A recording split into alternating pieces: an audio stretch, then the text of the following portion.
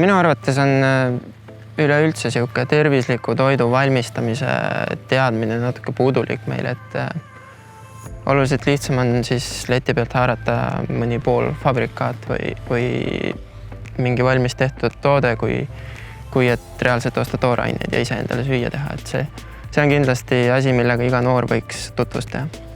Toidu valmistamise õppimine on tehtud meile väga lihtsaks. Me saame internetist vaadata, kuidas mingid retseptid käivad. Kõik kanalid on meile nagu lahti.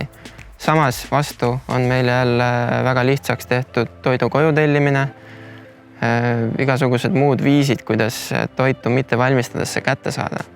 Et ma arvan, et meil noored ei oska võib-olla päris seda toidu valmistamise protsessi nautida. Et kui sellega algust teha ja saadagi aru, et võib-olla see on isegi natuke rohkem säästev ja ei olegi nii kulukas ja oluliselt tervislikum ja päeva lõpuks võib see tegevus ka meeldima hakata. Alustuseks proovige ise mõned korrad süüa teha, liikuge sealt vaikselt edasi, tellite järjest vähem toitu.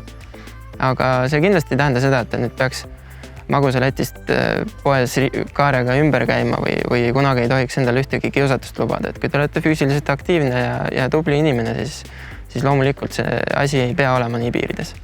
Toitumise pärast ei tohi liiga palju stressata, et nautige toitu.